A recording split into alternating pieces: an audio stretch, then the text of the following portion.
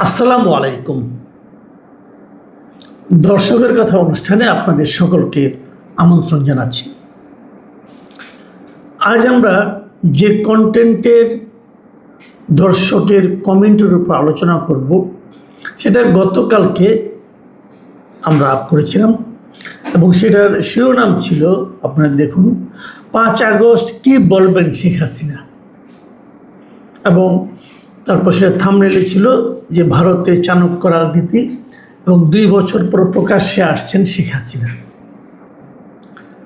মানে 5 তারিখে দিল্লিতে একটা যে সেমিনারের মতো আয়োজন করা হয়েছে, অনুষ্ঠানের মতো আয়োজন করা হয়েছে, সেই অনুষ্ঠানে শেখ হাসিনা ভিডিও উপস্থিতি থাকবে বলে ভারতের একাধিক পত্রিকায়, একাধিক দৈনিকে এই নিউজটা এসেছে। সেই নিউজের উপর ভিত্তি করেই আমরা এই কন্টেন্টটা করেছিলাম। এর মধ্যে অবশ্য কেউ কেউ বলছেন যে উনি ভিডিওতে আসবেন না, বরং ওনার অডিও শোনা যাবে। কি হবে কি না হবে এটা আমিও জানি না, আপনারাও হয়তো জানেন কিনা আমি জানি না, কিন্তু আমি যতটুকু তথ্য বিভিন্ন স্বীকৃত মিডিয়াতে পেয়েছি, কেবল তার উপর ভিত্তি করে আমি এই কন্টেন্টটা করেছি।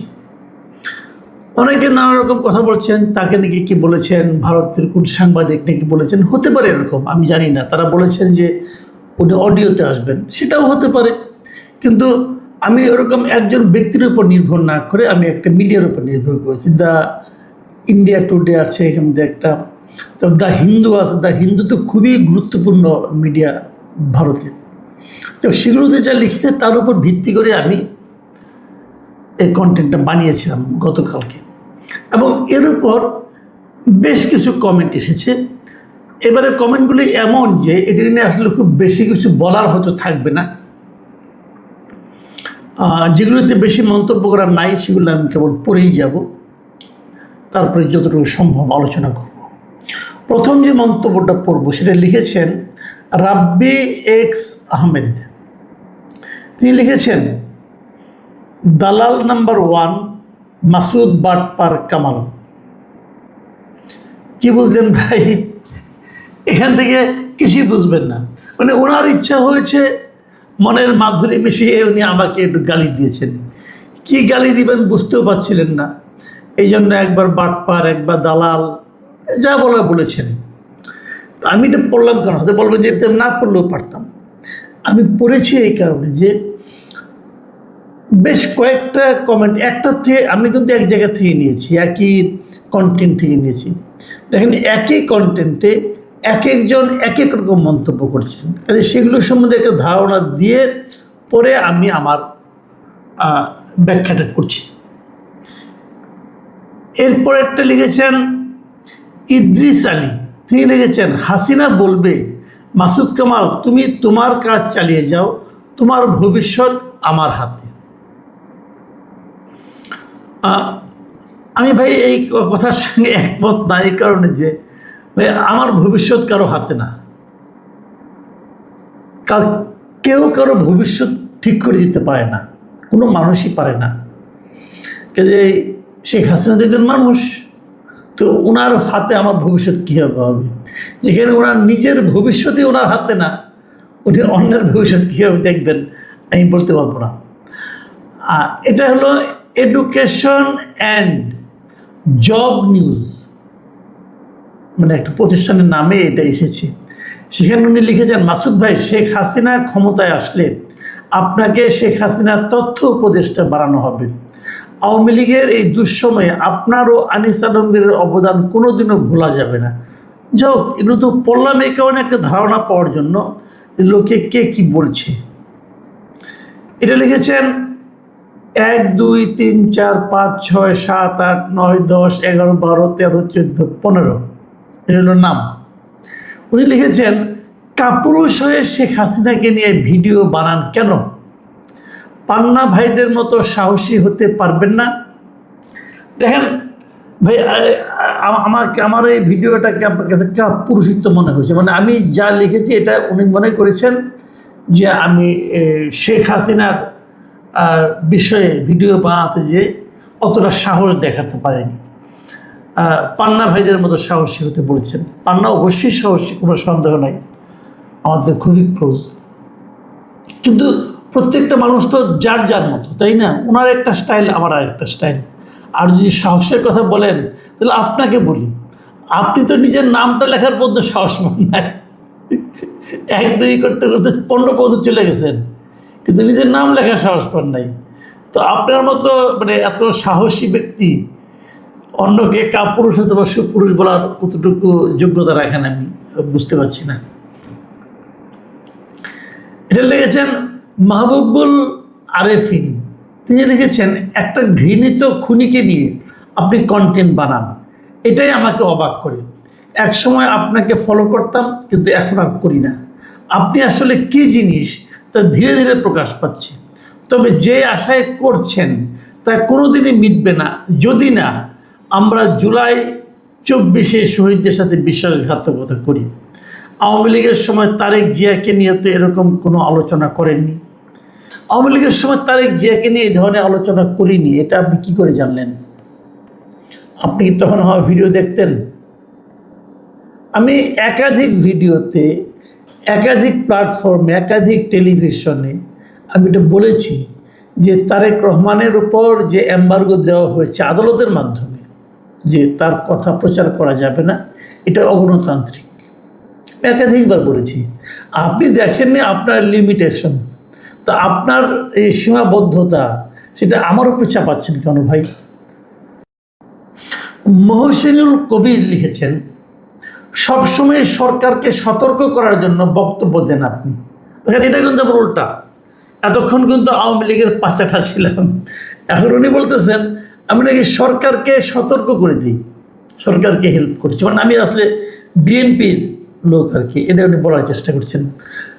আমি বিএনপির কিনা যাই না সেইভাবে আলোচনা যাচ্ছি না, আমি খালি একটা কথা বলি, আমি যদি কাউকে সতর্ক করে দিই তো সমস্যাটা কোথায়? ধরেন একটা লোক গর্তে পড়ে যাচ্ছে, তাকে আপনি বলবেন না ভাই সামনে গর্ত পড়ে যাবেন, সে আপনার শত্রু হোক অথবা মিত্র হোক, আপনি একজন লোককে বিপদে পড়তে দিবেন কেন? তো আমি যদি সরকারকে সতর্ক করি, এতে অন্যায়টা কী করেছি ভাই? কিন্তু সেটা ব্যাপার না। ব্যাপারটা হলো, আপনি দর্শকদের বলছি, দেখুন এখানে কিন্তু আবার উনি মনে করছেন আমার এই কন্টেন্টের মাধ্যমে যে আমি গভর্নমেন্টকে সতর্ক করে গভর্নমেন্টকে হেল্প করছি। এবার দেখুন আরেকটা পড়ি, সদাশিব ভট্টাচার্য, উনি লিখেছেন, মাসুদ কামাল আপনি গুপ্ত জামাত, সেটা আমরা বুঝে ফেলেছি অলরেডি, এবার বুঝুন। এবার উনি আমাকে জামাত বানিয়ে দিয়েছেন, তো গুপ্ত। প্রথমে আওয়ামী লীগ ছিলাম, তারপরে বিএনপি হয়েছি, এখন আবার জামাত হচ্ছি। ভিপি দুলাল বর্মান, তিনি লিখেছেন, সাহসী উপস্থাপন, ধন্যবাদ মাসুদ কামাল ভাই। আমি এই যে 8টা কমেন্ট পড়লাম, এখানে কি বুঝলেন? কেউ বলছে আমি আওয়ামী লীগের লোক, কেউ বলছে আমি বিএনপির লোক, কেউ বলছে জামাতের লোক, আবার এই দুলাল বর্মন সাহেব বলছেন যে আমার উপস্থাপনা বেশ সাহসী হয়েছে, মানে আমি সাহসী লোক। ভাই এগুলি, এই যে ভিন্ন ভিন্ন মতামত, যার যা মনে হয়েছে সেটা সেটা সেভাবে সে বলেছেন। আমার কারো বক্তব্যে কোনো আপত্তি নাই। আপনারা আপনার যেটা মনে হবে আপনি তো সেটাই বলবেন, তাই না? আপনি তো বানায় বানিয়ে বলবেন না, সব আমাকে খুশি করার জন্য বলবেন না।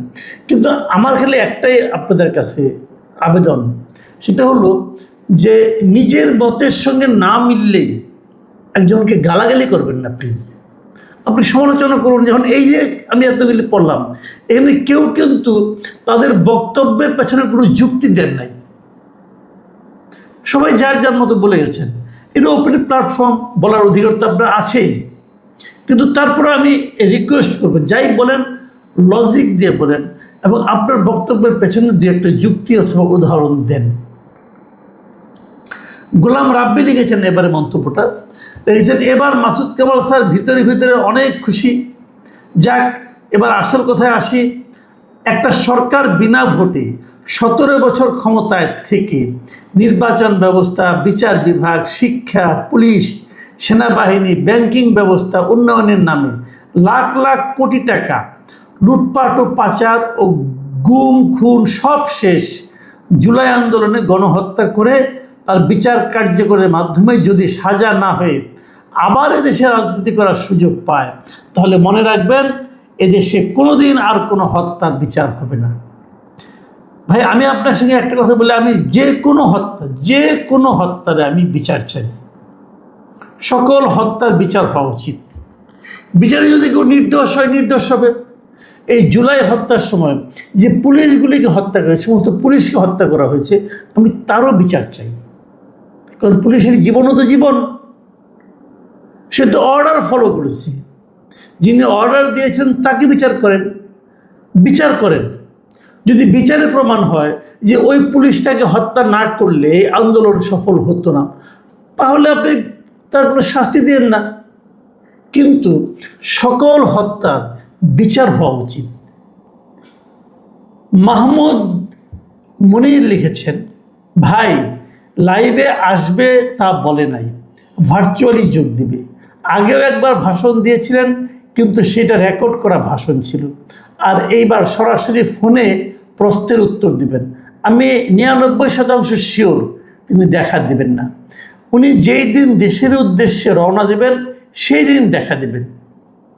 আপনার মতামত ভাই, আমার কিছু বলার নাই। যে আমি আগেই বলেছি, আমি যা কিছু বলেছি ভারতের একটা মিডিয়াকে, একটা না একাধিক মিডিয়া থেকে বলেছি। আপনি আপনার সোর্স কি আমি জানি না। জামিল মাসুদ লিখেছেন, শেখ হাসিনা অডিও বার্তায় কথা বলেন, কিন্তু ভিডিওতে তিনি দেখা দেন না কেন? তিনি কি এখন তার মুখ দেখাতে লজ্জা পান? গুড কোশ্চেন, আমি জানি না কীভাবে।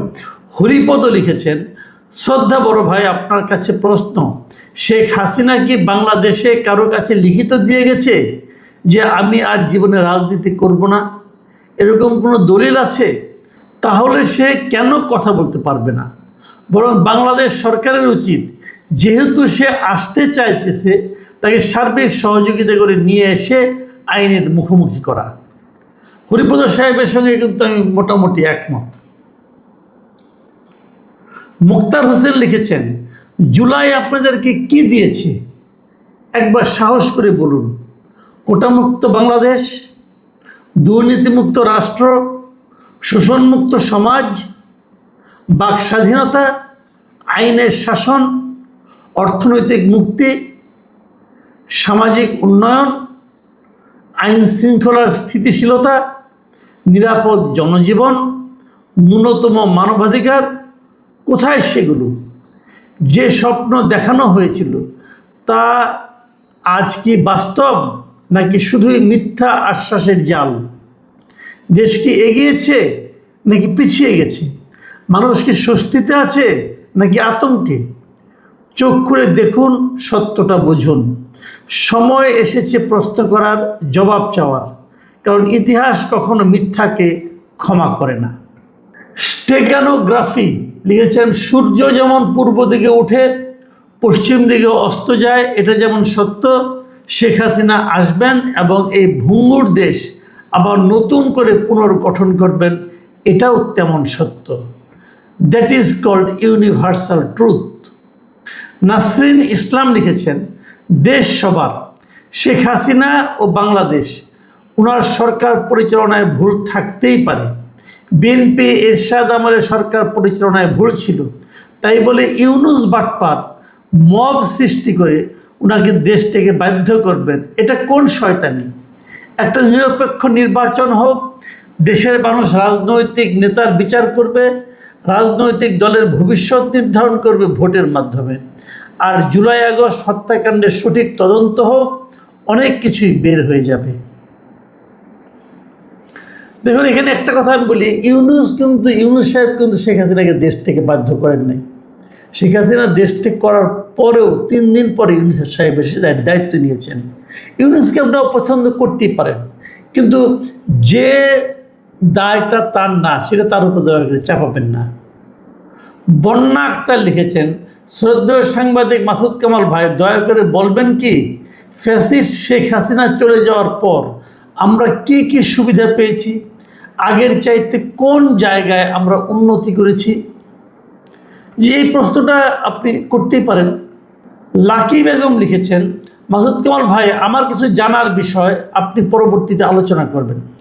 বর্তমান প্রধানমন্ত্রী তারেক রহমান উনি যখন দণ্ডপ্রাপ্ত হইয়া ও বিদেশের মাটিতে বসিয়া রাজনৈতিক কাজকর্ম করেছেন, হাসিনা কেন পারবে না? খুব লজিক্যাল একটা প্রশ্ন আপনি করেছেন। কারণ তারেক রহমানের উপরে এই ধরনের একটা আদালতে নিষেধাজ্ঞা ছিল যে ওনার কথা প্রচার করা যাবে না, কিন্তু উনি তো বিদেশে বসে রাজনীতি করেছেন এবং রাজনীতি করে উনি প্রায় প্রতিদিনই ওনার দলের লোকের সঙ্গে জুম মিটিং করেছেন এবং সেই মিটিংয়ের খবরগুলো আমরা বিভিন্ন পত্রপত্রিকায় দেখতে পেয়েছি। কাজে আপনি যদি এই প্রশ্নটা করেন যে তাহলে শেখ হাসিনা এখনো পারবে না, এই প্রশ্ন কিন্তু একেবারে যথার্থ প্রশ্ন, কিন্তু এই প্রশ্নের উত্তর কে দিবে সেটা অবশ্য ভাই আমি বলতে পারবো না। এটা একেবারে শেষ কমেন্ট। এই কমেন্টে লিখেছেন আহসান হাবিব। তিনি লিখেছেন, আসসালামু আলাইকুম মাসুদ কামাল স্যার, আমার নাম সুমন। পর্তুগাল থেকে আমি নিয়মিত আপনার কন্টেন্টগুলো দেখি, দয়া করে আমার কমেন্টটা একটু পড়বেন, আমি খুশি হব। অনেক ধন্যবাদ আহসান হাবিব সাহেব। আর প্রিয় দর্শক, আপনারা দেখেছেন তো একজন বিদেশে অবস্থানরত একজন ব্যক্তিকে খুশি করা কত সহজ। আমি কেবল তার কমেন্টটা পড়লাম, এতে উনি খুশি হবেন বলে জানিয়েছেন। আমি আশা করি এরকম আরও অনেককে খুশি করার সুযোগ আমি পাবো। আপনারা ভালো থাকবেন। এখন এই পর্যন্তই। আল্লাহ হাফিজ।